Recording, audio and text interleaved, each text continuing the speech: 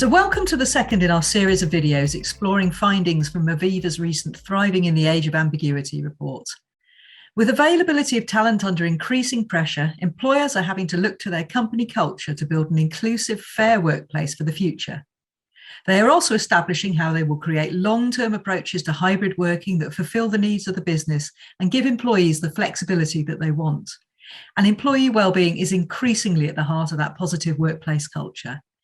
I'm joined today by Dr. Doug Wright, Medical Director of Aviva UK Health, to discuss some of these issues and delve into the findings from Aviva's Thriving in the Age of Ambiguity report. If you'd like to jump ahead to specific topics within this video, you'll see that the timeline is divided into separate sections, and there's a quick reference here on the screen. So Doug, we've seen boundaries between home and working life blur more than ever during the last 2 years. How big a risk does that pose to well-being? Well, there's some very interesting findings coming through from our research, telling us what employees are experiencing. And to give some specifics, 44% of employees feel they can never switch off from work, as many employers seem to be encouraging an always-on culture. 52% of employees also feel the boundaries between work and home are increasingly blurred. And I think we can probably all relate to that from the working from home experience. 40% of employees are concerned about work-related burnout, and more employees are neglecting their physical health due to work pressures. This is actually up 5 percentage points since February 2020 to 58% compared with 53%. And employees are reporting that their overall life satisfaction has dropped by 10 percentage points since the start of the pandemic. So I think we're seeing some quite significant changes in how employees are thinking about their health and their well-being in this pandemic and post-pandemic environment. Sure. And what can employers do to address some of these risks and to reduce the dangers of burnout in particular? Well, the good news is that we're seeing positive feelings about employers from employees. So 61% now agree their employer is genuinely concerned about their well-being, compared with 57% before the pandemic struck. So that's a really good change. Employees are now more likely to agree their employer understands what motivates them too. This is at 44% versus 36% in August. And employers too are increasingly recognizing that employee well-being needs to be managed just like any other business risk. There are no prescriptive ways to achieve this, of course, and employers need to consider various aspects.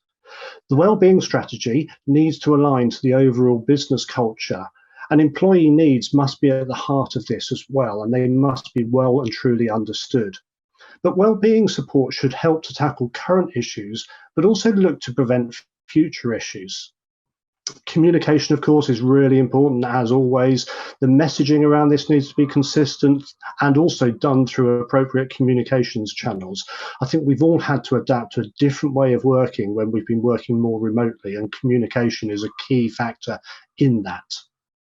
And an ongoing review, really important that the employer conducts an ongoing review.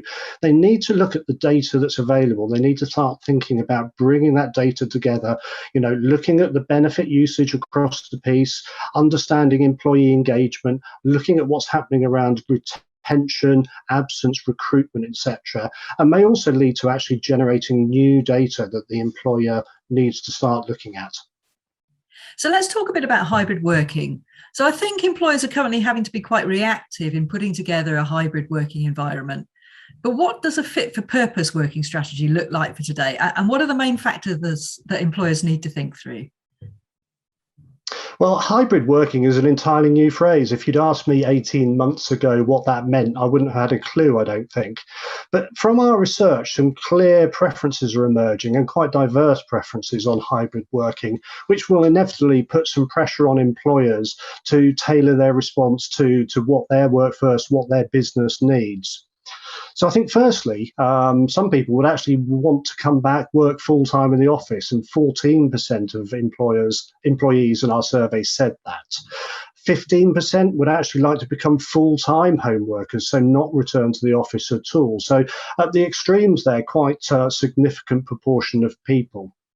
But thinking about what it means in terms of coming back and being productive, 52% of men feel the most productive hybrid work arrangement for them would involve 3 or more days in the office. Now, for women, probably reflecting a difference in caring responsibilities, only 44% of women thought that 3 or more days in the office was the right hybrid working arrangement for them. 67% of women and 62% of men feel complete flexibility around the hours that they work during the day would really actually make them much more productive. Obviously, some understanding there that face-to-face meetings or virtual meetings can't easily be scheduled around that. But actually, that whole approach to being very flexible actually seen as a real key to making them more productive. 69% of employees say flexible working will play a more important in future job and career choices for them as well. And I think that's the one of the biggest things that I would call out is that actually with the way that we've been working, that flexibility, that ability to be hybrid in your working and working from home seems to be becoming a normal and expected feature of many roles in the country. Sure. And I think that's quite interesting. You touched on the sort of future aspects of hybrid working. If we came back and did this video again in 5 or in 10 years' time, what do you think we'd be saying? What do you think a hybrid working strategy would look like then? Well, that's a great question. And if only I knew the answer. Hybrid working's a new term, I think, for many of us, if not all of us. So knowing what that's going to be like in 5 or 10 years' time, it is a fantastic thing to think about. In reality, I think the pandemic has actually been a real trigger to really start to explore this. I think in the past, it was always seen as one of those things that perhaps we should test this, but actually it feels a bit difficult and a bit risky to test it. We've had to test it. We've seen how well it works. We've seen what it means for some roles and some people and the changes it makes. And we've seen that some of those definite changes in how both employees and employers approach it. How much of it sticks? Well, I think the only answer is a lot of that will play out over the coming years, and we'll need to come back and look at that. But inevitably, we will see more hybrid working than we've ever seen before. The pandemic's being a real kickstarter for this. So if it wasn't for this, I don't think we'd see it at all. But, as with everything, I think it's going to be flexible. I think we're going to have to take some time to become accustomed to it.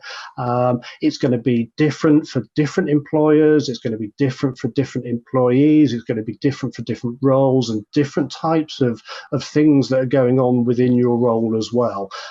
So I think, we're not just sucking and seeing it at the moment. I think we really are testing it and pushing it now and seeing how well it works. Now, with everybody starting to come back to the office, I think this is the real time where we start to get some real learning from what hybrid working in the future may mean.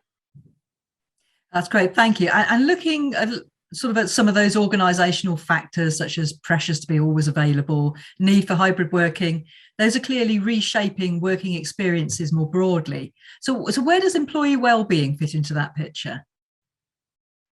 Well, I think employee wellbeing has really come to the fore through the pandemic and the changes we've need to make in the pandemic. Employers were thinking about it, and they were thinking about it probably in more abstract terms than they are now. I think the shift to actually having to get people working from home, having to actually engage, motivate, understand your employees in that home working environment has been a real driver for employers to really start thinking differently and possibly more meaningfully about employee well-being. And it's increasingly being recognised as a risk to the business. It needs to be managed just like any other business risk in the world. And actually, employers are starting to take quite sensible approaches to it.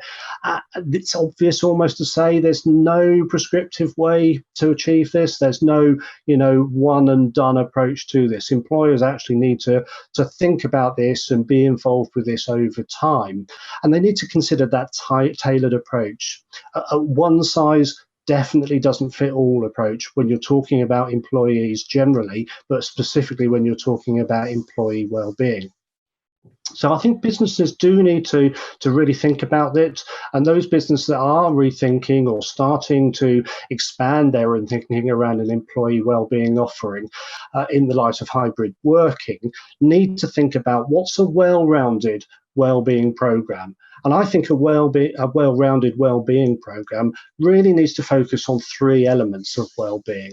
So that's the physical aspects of well-being, it's the mental aspects of well-being, but we mustn't also forget the financial aspects of well-being as well. I think those three things really come together, and it's too easy just to think about the physical well-being and start to think about physical fitness or simple things that you can do, like giving people apps that help them count their steps and maybe become competitive. The mental well-being, the financial well-being are aspects that are really important to people's lives. And there are many ways businesses can support staff's mental, physical, and financial well-being. This doesn't need to be huge cost. What you need to do is empower employees. The first step really is to try and help identify the issues that are affecting employees the most. Once you know what those ones are in your particular business, in your particular culture, in your particular sector, you can then start to put in place quite targeted activities to help solve some of those most pressing issues. Many employers are now re-evaluating working practices and approaches to employee well-being.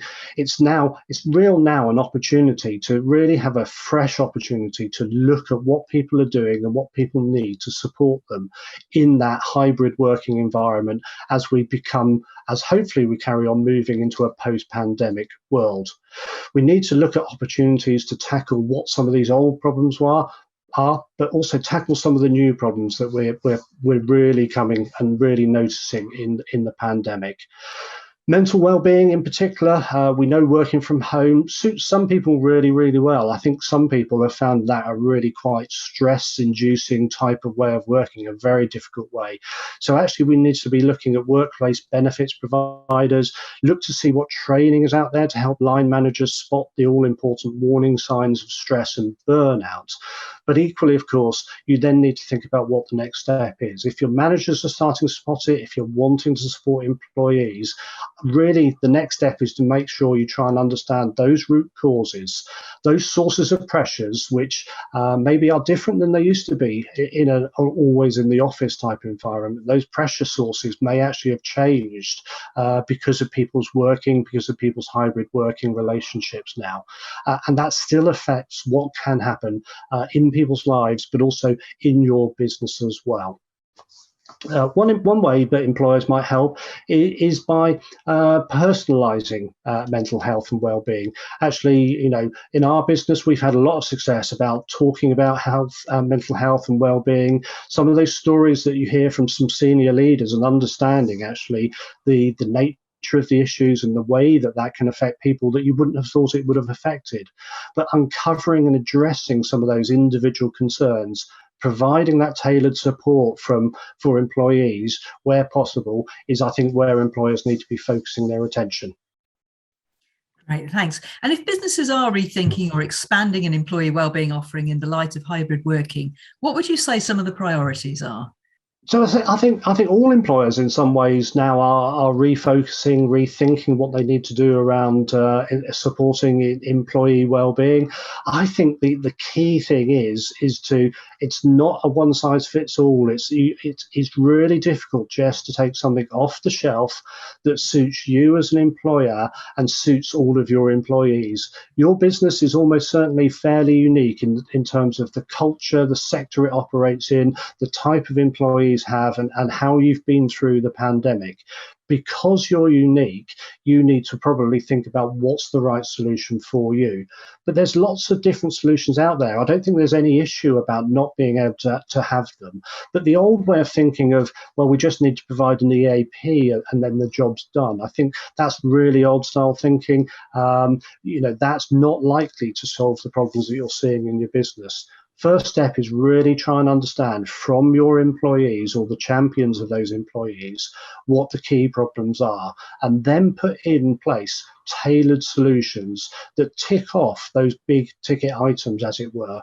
Think about the big things that you can do and what you can do to support that. It may well be an EAP that people have already been using, but actually it may be an EAP that's promoted and used in a very different way that involves many more contact points with individuals who are needing that support through mobile apps, for example.